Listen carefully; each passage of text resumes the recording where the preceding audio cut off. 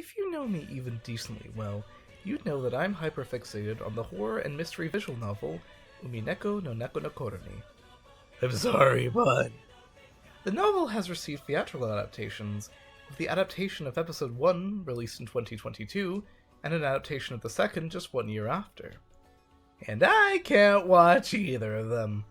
I missed my chance to purchase tickets for their online debuts, and even then their Japanese performances, I wouldn't exactly be able to grasp the dialogue, only helps a little by having the context of reading the VN to understand the general context of the scenes. So I have done what any sane person would do, and have resorted to watching the openings over and over again, as it's the only part I can watch. Legally, anyway. And holy shit, as a fan of the series, I adore them. These 3-minute demonstrations meant to showcase the cast and outline the general story are brilliant. Today, I've decided to unpack the portrayal of Beatrice in the opening of episode 2, and how in a single minute of screen time, without any words, it flawlessly nails her characterization. But first we need context! Umineko is the story of Ballard Ushiromiya, a member of the ultra-rich Ushiromiya family. He'll be meeting his family on their private island Rokenjima to discuss the inheritance of his grandfather Kinzo, who according to his doctor, does not have long to live. Legends state that Kinzo made his fortune thanks to gold granted by a witch named Beatrice. His servants believe the witch roams the mansion as its night master. And since mysterious deaths occur over the course of the conference with seemingly impossible explanations, this belief in the witch is strengthened. The witch herself then makes an appearance, challenging Battler to a game of debate, with the sorceress trying to prove to him that she committed the crimes using her magical abilities, and Battler arguing that magic doesn't exist, and that the murders must have been done with human hands. As per the game's rules, the pair will be trapped in a time loop until one convinces the other of their theory. Within the narrative, there are 2 planes of existence, the island, and a second world referred to as the meta-world. The island exists within the time loop. From the island's perspective, each episode is self-contained. Each cover their own episodic narrative. Critically, the characters do not bring over memories between loops. The meta-world is a plane of existence above the island. This is where Battler and Beatrice engage in their game of debate. To simplify how this plane and the game functions, it's like if the events of the island were a D&D campaign, with Beatrice as the DM. She dictates the events of the story on the island, and has an omniscient perspective which we aren't privy to, with Battler hoping to accrue enough information from her campaigns to solve the mystery. Battler himself having some control over his character. And guess what? We're still not done with context, because Umineko's just cool like that. In episode 2, the Golden Witch makes a deal with the servants Shannon and Cannon. The pair have doubts about their prospects with their love interests, George and Jessica respectively, and wish to have some kind of guarantee that their loves will blossom, asking for the witch to use magic to give them this guarantee.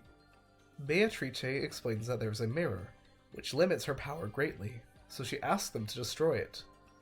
The task is completed, and she gives them their wish, but the finger of the monkey's paw curls.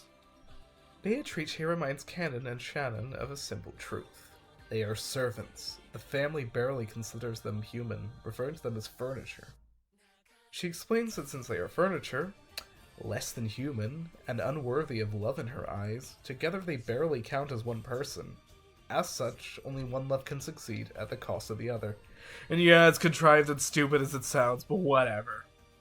This revelation brings Shannon to yell the witch's name in despair. And thus, the opening begins. We get a showcase of the actors before shifting to scenes with the episode's focal characters. At the midpoint, the cast converge, and who do we see behind them? Why, it's none other than Beatrice herself. Her back turned away from us, Beato is notable for her absence in the previous episode. Her existence merely implied, her shadow looms large in the narrative, and later she returns, facing us this time. Her presence dominates the stage, the pieces of her game freezing in place under her gaze. She dances in childish glee with nobody as her partner. Every time Beatrice is present, those around her leave or look away. Now, I want to address a unique aspect of the stage design, the checkerboard platform with the capacity to rotate. Recall how I mentioned the 2 planes of reality in Umineko? Well, I think it's safe to say that this platform represents the meta-world. Not all of the time, of course, but for certain scenes it makes sense, and it's what makes the following sequence so interesting. Battler takes center stage, and the sorceress steps down from this meta world. She clutches her hand to her chest, looks down, and in this one instance where she places herself on the level of the rest of the cast, Beatrice displays pain. Remorse, perhaps? It hints at a greater depth than what we might expect from someone like this. She gathers herself, entering the meta world, accepting Battler, and Battler alone as her dance partner.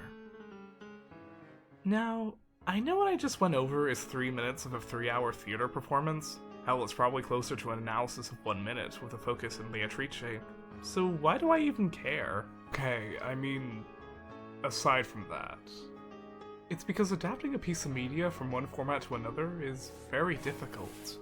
In recent years we've gotten some decent and even incredible adaptations of games and television, but there's still a fair bit of inconsistency there.